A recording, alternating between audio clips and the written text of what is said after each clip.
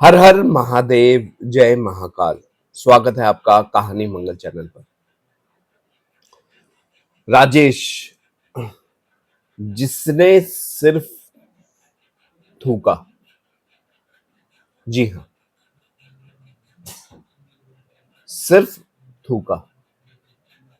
कहाँ? चौराहे पे।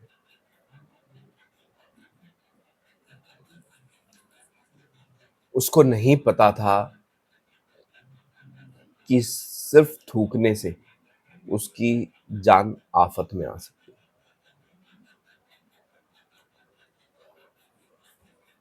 राजेश एक हलवाई था जो छोटे मोटे प्रोग्राम में, शादियों में खाना बनाने का काम करता था।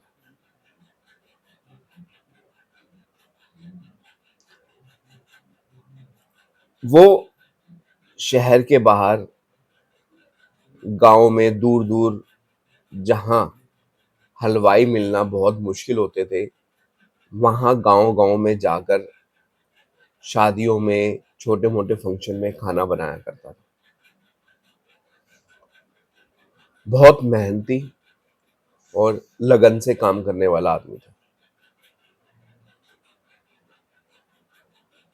एक बार वो किसी गांव में खाना बनाने का प्रोग्राम था।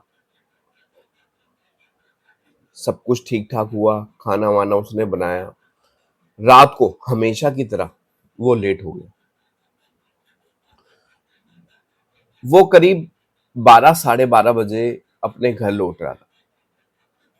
घर करीब 20-22 किलोमीटर दूर थे। जिस गांव से वो लौट रहा था, रास्ते में एक बहुत बड़ा चौराहा था,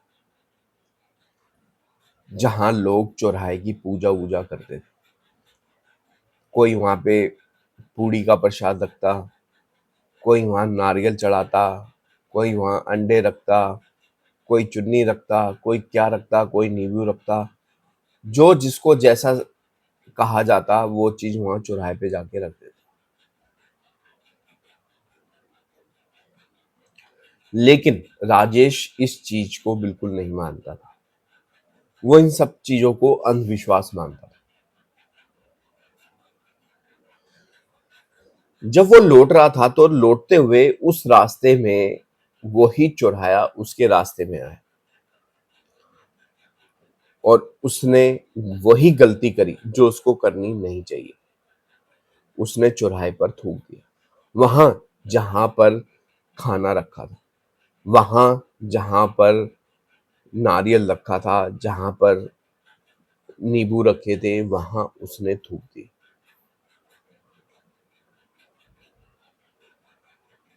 उसने थूक तो दिया, लेकिन उसको नहीं पता था कि आगे चलकर उसकी यही थूकने का ये मुसीबत बन सकती है।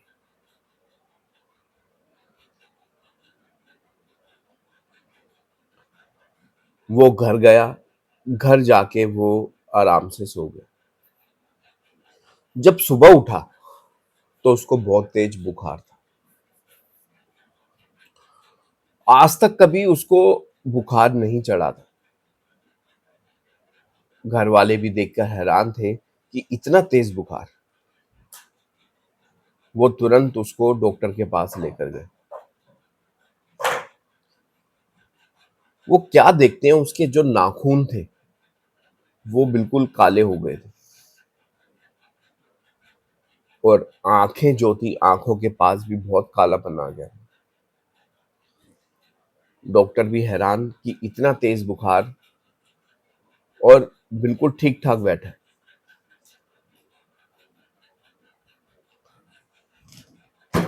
अब जैसे ही उसको उसका बुखार उतारने के लिए गीली पट्टी लगाई गई, वो बहुत तेज तेज तड़पने लगा, सबको मारने लगा। जैसे ही गीली चीज, उसकी ठंडी चीज माथे पे रखी गई, वो ऐसे तड़प गया जैसे मछली को पानी में से निकाल दिया। डॉक्टरों ने, वहां जो नर्सें थी, उन्होंने और जो वार्ड बॉय होते उन्होंने पकड़ा, मतलब 15-20 बंदों के भी हाथ में नहीं आ रहा था। इतनी उसमें ताकत आ गई थी, वो किसी के उसमें नहीं आ रहा था। और एकदम उसकी जो आंखें थी वो बिल्कुल लाल हो गई और अजीब सी आवाज में वो चिल्ला रहा, छोड़ दो मेरे को, नहीं तो मार दूंगा सर। ये सब चीजें थी जो एक वहां पे पेशेंट थे उसके साथ, जो उसके रिश्तेदार आए हुए थे, वो एक मॉम्पटन थे, वो ये सब चीज उसकी आंखों में देख रहे थे और वो पहचान गए कि कुछ तो गलत है। ये जो बर्ताव है ये एक आम आदमी, आम मतलब नॉर्मल आदमी का नहीं है, कुछ है जो कहीं ना कहीं दिक्कत है।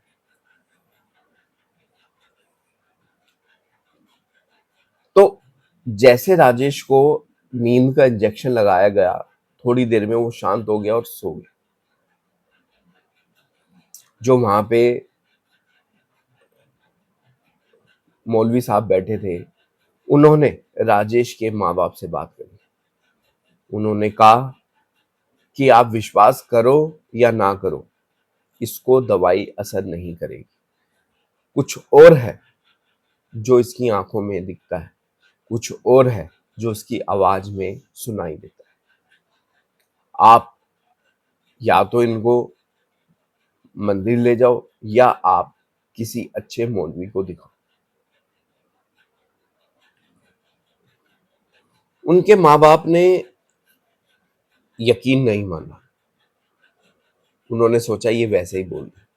लेकिन जब उसको नींद से होश आया तो उसका बर्ताव जो था वो चेंज हो चुका था। वो पागलों की तरह खाना खा रहा था, जैसे कई सालों से भूखा हो। और उसको अगर हम पानी पीने के लिए देते तो ऐसे खींचता जैसे कई सालों से प्यासा हो। अब उनके माँ बाप को लगने लगा था कि कुछ दिक्कत है।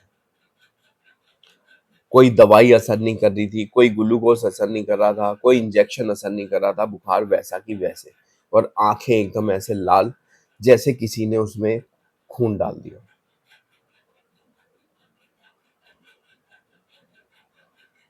अब उसके जो फादर थे राजेश के, वो एक ऐसे पंडित जी को जानते थे, वो काली माता के बहुत बड़े भगत थे, जो इन चीजों को ही ठीक करते थे। वो जैसे ही काली माता मंदिर के पास पहुंचने लगे, उसको जैसे एहसास हुआ राजेश को कि वो किसी मंदिर में जा रहा है, वहीं उसने तांडव शुरू कर दिए। बहुत तेज तेज चिल्लाने लगा, मैं नहीं जाऊंगा। वो अपने माँ बाप को मारने लग गया। दोनों के बस, जब 10-15 लोगों के नहीं बस में आता तो उन दो जनों के माँ बाप के बस में कैसे आ जाता। वो वहां से भाग गए। अब माँ बाप उसके पीछे, उसको बड़ी मुश्किल से कई लोगों ने मिलकर संभाला, उसको बांधा। बांध के उसको जब उस मंदिर में ले जाया गया, काली माता मंदिर में, तो वो तेज तेज चिल्ला रहा था, छोड़ दो मेरे को।